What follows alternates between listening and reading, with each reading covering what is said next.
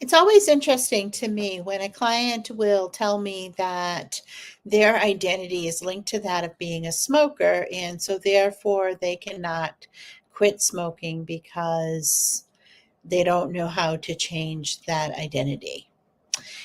And I bring up the idea of, how much we have changed and how much our identity has changed over the years of our life. I think about, for me, right, I do past life regressions, and it has occurred to me that sometimes I feel like I've gone through many lifetimes in this one life. Like when I was 20, I was a completely different person than I am right now.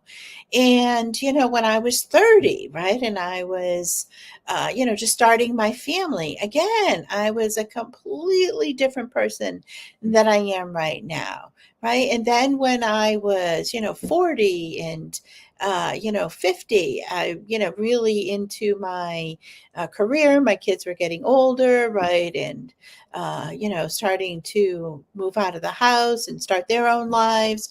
And I was really stepping into my career again, a completely, totally different person. In fact, when I was younger, right, my family all called me Becky. They still do. And once I stepped into, leadership, nursing leadership, then I started taking on, my actual formal, birth name of Rebecca. And everyone in that business world that knows me from that business world knows me as Rebecca. And now, even now, I still go by Rebecca versus Becky. My family still all call me Becky. And of course, I respond and I still associate myself with that identity. However, right, more now people will call me Rebecca. My son, the same thing, right? So he was named after his father, and to avoid the confusion of, having two Johns in the house, we called my son Jack. However, when he got to school, now he was young, right? Like in, I don't know, second grade, third grade, maybe first grade, right? Everybody asked him what his name was, and he said John. And we would be in like Walmart or someplace, and somebody would be like, John. And I'd be looking around like, who are they talking to? Because I, knew him his whole life as Jack.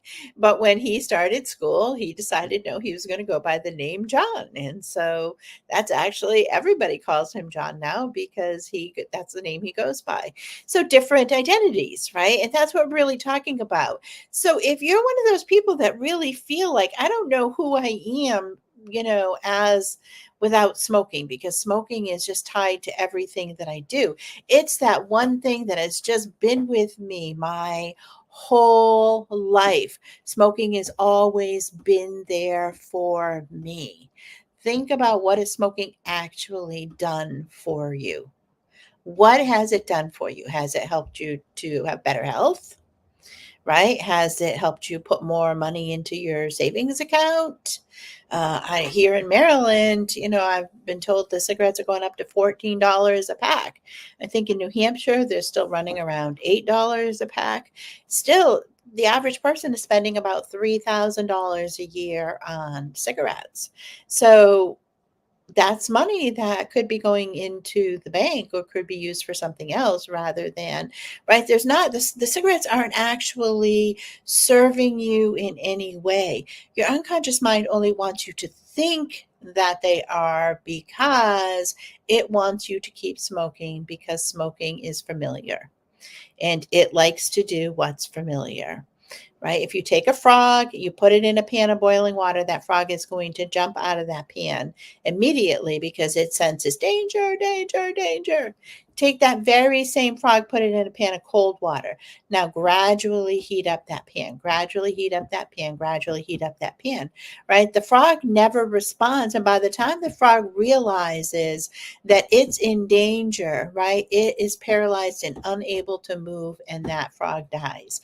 That's how smoking is to our body. Our unconscious mind does not recognize the danger of smoking because it is so gradual and it likes what's familiar. The smoking is familiar. So therefore, it's going to do everything within its power to keep us as a smoker. Whereas that means that it's going to tell you you can't quit because it's a part of who you are and that you don't know who you are as a non-smoker. So how do you get over that? Right? Start practicing thinking about, well, if I wasn't smoking, what would I do instead?